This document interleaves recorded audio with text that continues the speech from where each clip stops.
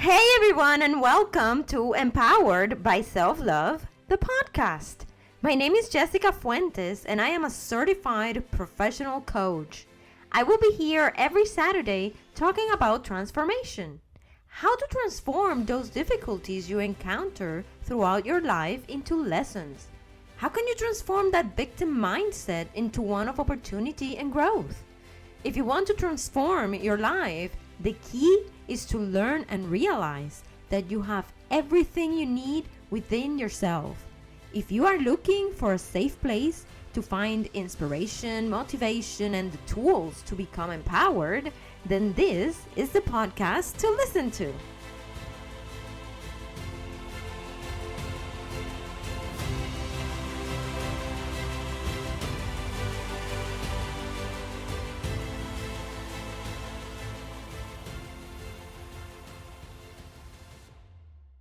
This podcast is brought to you by my website, Empowered-SelfLove.com. Thank you for joining me every Saturday, and I want to thank you all for listening every week. Thank you for your support and for making Empowered by Self-Love, the podcast, part of your Saturday routine. I am extremely thankful and grateful for your warm welcome.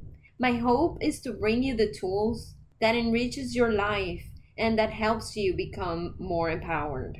So thank you for sharing with your friends and family, and let's continue to spread the knowledge and the inspiration.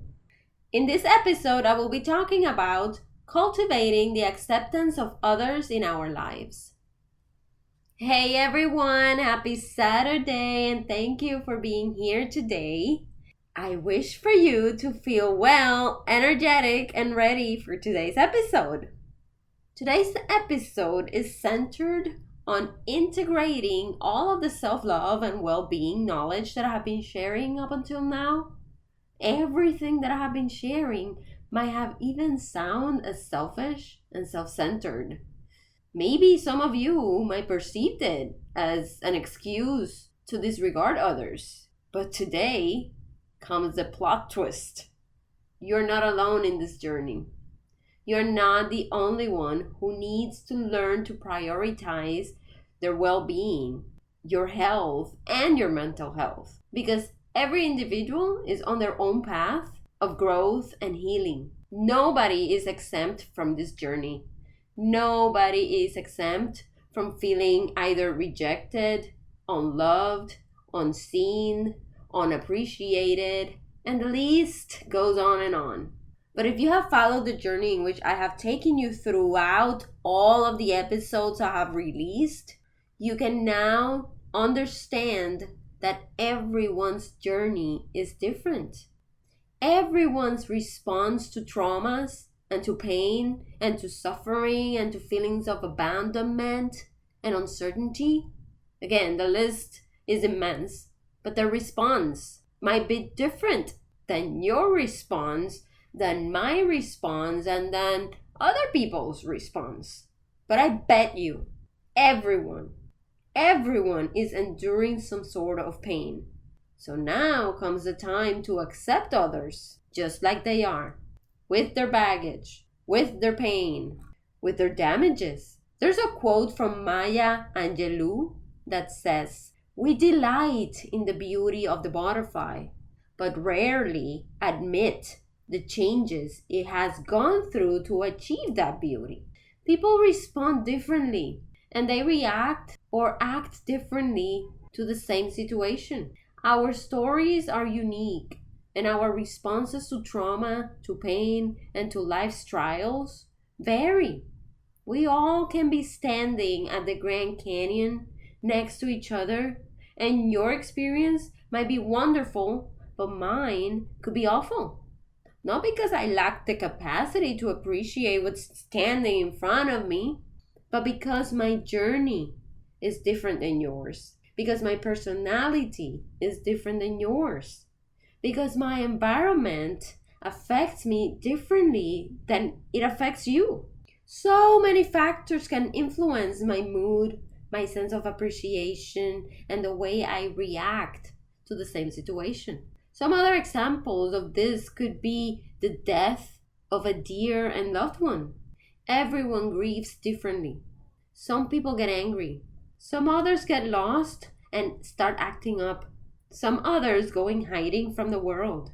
Some others decide to start living and be more appreciative of life. So again, while standing at the Grand Canyon, one might feel in awe, while the other one sees despair. And it is not because of one failing to see beauty, but because their journey colors their perspective differently. And this brings us to another powerful reminder about empathy and acceptance. People will forget what you said, people will forget what you did, but people will never forget how you made them feel. And this one was another quote from Maya Angelou. My point is that because someone doesn't act the way you would have acted on a specific situation, doesn't mean the person is a bad person or doesn't know how to appreciate a moment. They are simply different than you.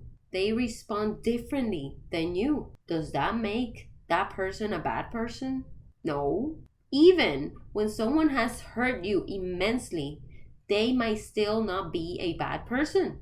There's a saying that goes, hurt people, hurt people. And that is so true. When you are hurting, you unfortunately hurt others along the way.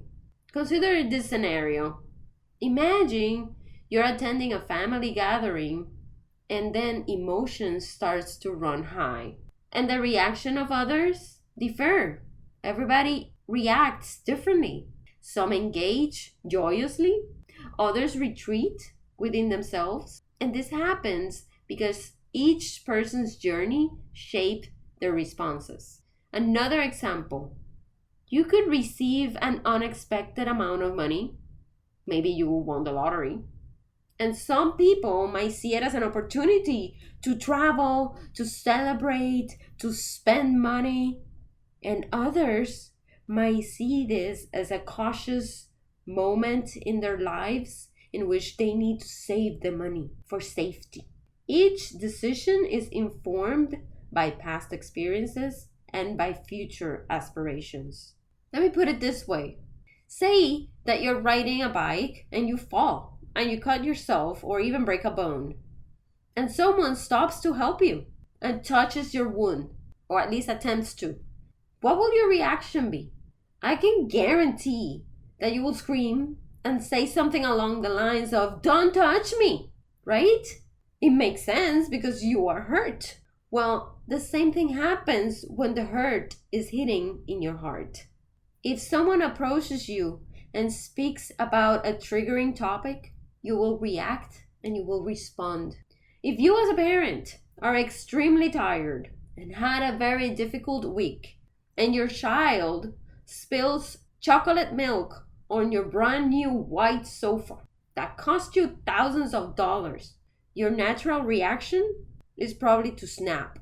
Not because you don't love the child, but because of many other reasons that are affecting. Many influencers can affect the way a person responds to stressful events. And there are 6 influencers that I'd like to share with you today. These are the spiritual influencer. And this one is associated with our beliefs. There's a mental influencer, and this one is associated with the conflicts of knowledge. The other one is the emotional influencer, and that one comes to play when our emotional needs or expectations are not met. There are also the physical influencers, and the example of the bicycle injury is a good one because it's physically related. And the physical influencer might affect your performance and therefore could frustrate you, for example. There's also the social influencers, and these ones are related to the people around us and our customs or other people's customs. And lastly, there is the environmental influencer, which relates to how our environment affects us. For example, you might need to work from home, but there is a thunderstorm outside that causes the power to go off, and you have an important presentation to finish. The environment is affecting your performance. It is generating stress upon yourself. And if someone comes to help, or makes a comment like, "Don't worry." Even though their intentions are good, you might react out of character because of the level of stress you are experiencing at the moment. All of these influencers that are presented in our lives, the spiritual, the mental, the emotional, the physical, the social, and the environmental, affect how we react under stress. And they give us information. They offer invaluable insights about ourselves and about others. Understanding these influencers can help us understand that not everyone will act the same way as you would on the same situation, enabling you to be more accepting of others and other people's journeys. This will therefore foster greater compassion, allowing us to live more peacefully and embrace others more fully, even when a stranger cuts you off in the stupid traffic. Remember, you might know a person, but you don't know everything about this person. Trust me. The same way you don't tell everything to your parents, to your siblings, to your friends, or even your partner. They also don't talk about everything with you. Everyone carries a baggage that others have no idea of, neither how heavy the baggage might be. We all carry unseen burdens, like the iceberg. We don't know how deep the ice is under the water. So cultivate kindness without judgment. If we remove the critical analysis on everybody's behavior, opting instead for empathy, we will unlock a profound amount of growth in our relationships and within ourselves. Acceptance doesn't imply agreement, it implies understanding. Tony Robbins teaches focus equals feeling. Focus on what you have, and you will feel abundant. Focus on what's missing, and you will feel deprived. So I say, be kinder to others. Don't hold grudges. Not only because holding grudges hurts you more than you hurt the other person, but because you don't know what is really going on with the other person that made them harm you. And you know what? Maybe the other person doesn't even know or understand the reasons why they act or react a certain way. Maybe they were exposed to a certain treatment, and to them it became the norm. Maybe they don't even know they're doing something wrong. Maybe they act the way they do as an autopilot to protect themselves. There are so many possibilities, so many scenarios. But when you take the judgment out of the equation and just simply act with kindness without the intention to impose your beliefs, then you're able to accept others just as they are.